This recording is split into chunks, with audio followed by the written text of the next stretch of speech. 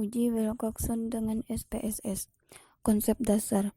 Yang pertama, uji Wilcoxon bertujuan untuk mengetahui ada tidaknya perbedaan rata-rata dua sampel yang saling berpasangan. 2. Data penelitian yang digunakan dalam uji Wilcoxon idealnya adalah data berskala ordinal atau interval.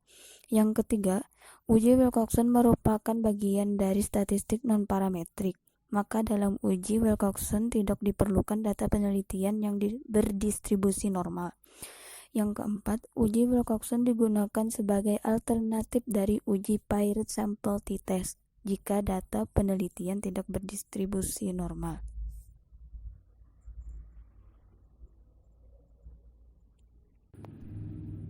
Contoh kasus uji Wilcoxon. 1.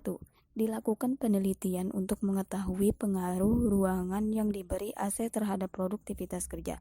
Pengumpulan data terhadap produktivitas kerja pegawai dilakukan pada waktu AC sebelum dipasang atau XA test dan sesudah dipasang atau XB test. Data produktivitas kerja pegawai sebelum AC dipasang adalah XA dan sesudah dipasang adalah XB.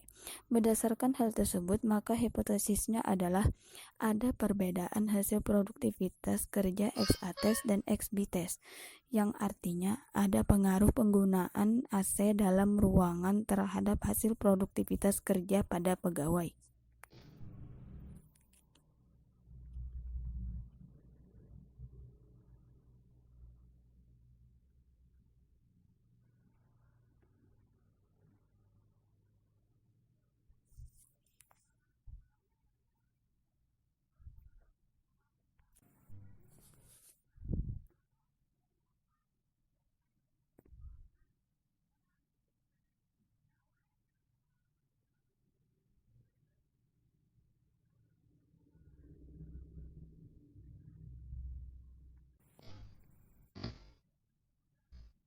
Setelah input data, maka dilakukan analisis.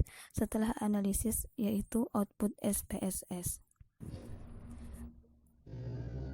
Caranya, buka dulu program SPSS. Setelah dibuka, pilih variable view. Nomor 1 diisi XA test dan nomor 2 diisi XB test. Untuk tipe dan width tetap. Untuk desimal diubah menjadi 0. Untuk label nomor 1 diisi dengan XA test dan yang baris kedua diisi XB test. Untuk kolom yang lainnya tetap.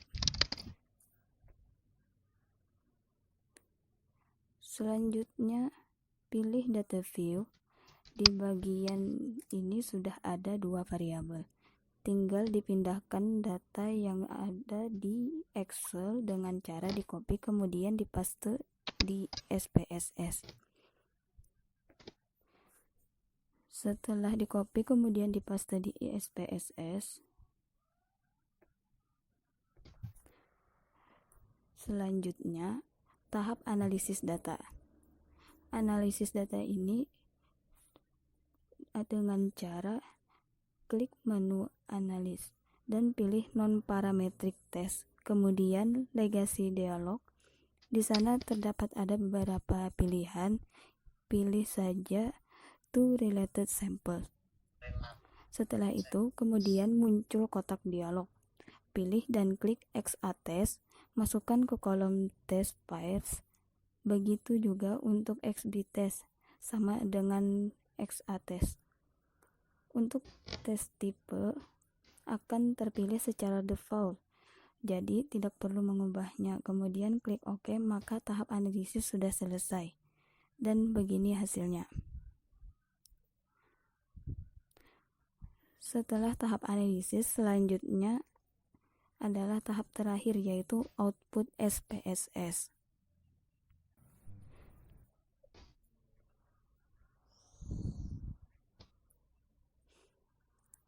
Ini adalah hasil dari analisis yang kemudian dijadikan menjadi output SPSS